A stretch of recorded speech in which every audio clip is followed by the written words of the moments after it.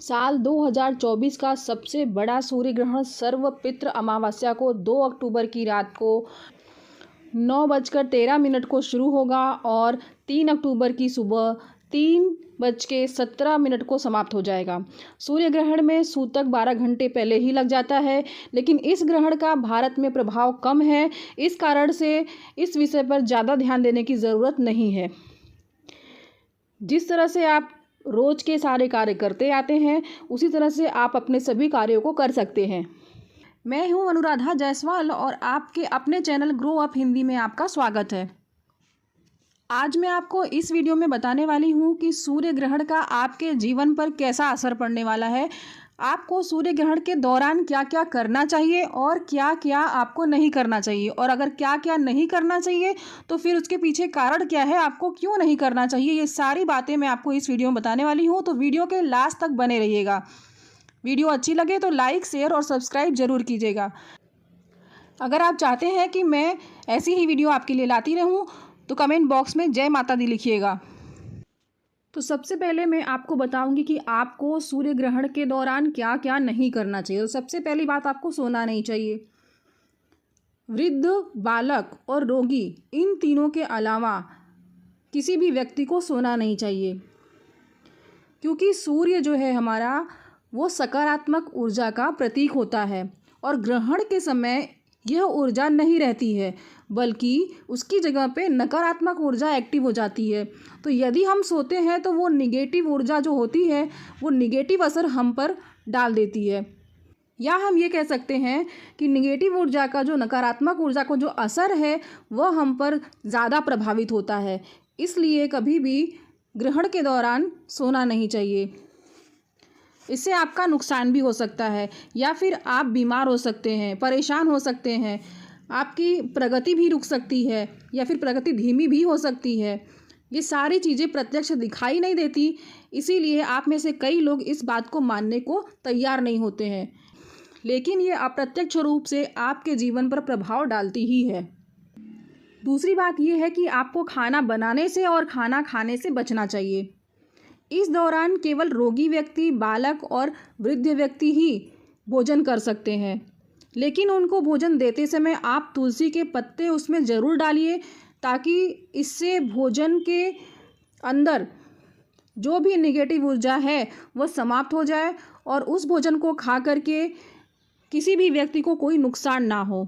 लेकिन शर्त ये है कि यदि आप सक्षम हैं तो इस दौरान खाने पीने से बचे रहें, यही आपके लिए सबसे अच्छा है।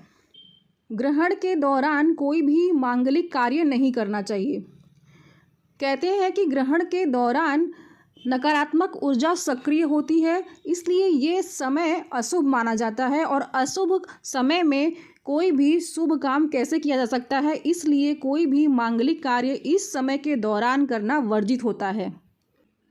ग्रहण काल में जितना हो सके तंत्र और तांत्रिक क्रियाओं से आपको दूर रहना चाहिए, क्योंकि इस समय तंत्र क्रिया का प्रभाव कई गुना बढ़ जाता है। ग्रहण के समय तंत्र क्रिया ज़्यादा सक्रिय होती है। यदि आप इधर उधर घूमते हैं तो आप पर इसका बुरा असर हो सकता है, और यदि अगर ऐसा हुआ तो आपके जीवन में बहुत बड़ा संकट आ सकता है। वो अलग बात है कि कई बार परिस्थिति ऐसी होती है कि हमें घर से बाहर निकलना पड़ता है, किसी ज़रूरी काम से जाना पड़ता है। जैसे यदि कोई व्यक्ति बीमार हो गया है तो हमें उसे चिकित्सा के लिए बाहर ले जाना पड़ेगा, वो अलग बात होती है। लेकिन आप कोशिश करें कि ग्रहण के दौरान बाहर ना जाएं, क्योंकि नकारात्मक ऊर्जा, तंत्र विद्या, ये सब उस समय बहुत ज़्यादा सक्रिय होते हैं, तो आप पर बुरा प्रभाव पड़ने का पूरा चांस होता है। इसलिए इन सब चीज़ों से उस समय के दौरान दूर रहें। सूर्य ग्रहण के दौरान मेरा ये खास निवेदन है कि गर्भवती महिलाएं अपना खास ध्यान रखें। गर्भवती महिलाओं को काम नहीं करना चाहिए। यदि संभव हो सके तो वो एक ही स्थान पर बैठे रहें और जिस भी ईश्वर में उनका विश्वास हो वह उनका स्मरण करती रहें, उनकी पूजा करती रहें। इस सूर्य ग्रहण के दौरान यदि गर्भवती स्त्री यहाँ वहाँ घूमती है, घर के काम काज करती है, तो उन्हें और उनके बच्चे को गहरा नुकसान पहुँच सकता है। इसलिए ऐसी अवस्था में महिलाओं से खास निवेदन है कि ग्रहण के दौरान अपना खास ध्यान रखें। अब मैं आपको बताऊंगी कि सूर्य ग्रहण में क्या क्या आप कर सकते हैं। सूर्य ग्रहण के समय सबसे अच्छा ये है कि सूर्य के मंत्र का उच्चारण कीजिए। आप महामृत्युंजय का जाप भी कर सकते हैं, आप हनुमान चालीसा पढ़ सकते हैं, सुंदर कांड का पाठ कर सकते हैं, बजरंग बाण का पाठ कर सकते हैं, भजन कर सकते हैं, कीर्तन कर सकते हैं। इस दौरान आप धार्मिक पुस्तक भी पढ़ सकते हैं। यदि आपको किसी मंत्र को सिद्ध करना है तो ये उसका सबसे उत्तम समय होता है। यदि आप कुछ नहीं कर सकते हैं तो आप राम मंत्र का जाप कीजिए, आप शिव मंत्र का जाप कीजिए, आप गायत्री माता के मंत्र का जाप कीजिए। इसका मतलब ये है कि कुल मिलाकर के आप ये कह सकते हैं कि आपको ग्रहण के दौरान भगवान से किसी भी तरह से जुड़े रहना है और भक्ति भजन करते रहना है। हिंदू पंचांग के अनुसार देश दुनिया पर ग्रहण के असर बहुत ही प्रभावशाली तरीके से पड़ते हैं। ज्योतिष शास्त्र के अनुसार इस बार भारत में इसका असर थोड़ा कम है, लेकिन फिर भी आपको थोड़ा सावधान रहने की ज़रूरत होती है। सूर्य ग्रहण के कारण इस बार आर्थिक स्थिति पर गहरा असर पड़ने वाला है। कुछ लोगों की आर्थिक स्थिति अच्छी होने वाली है और कुछ लोगों की आर्थिक स्थिति में गिरावट आने वाला है। व्यक्ति के समूह के बीच में या फिर किसी संगठन के बीच में वाद विवाद होने की भी संभावना है।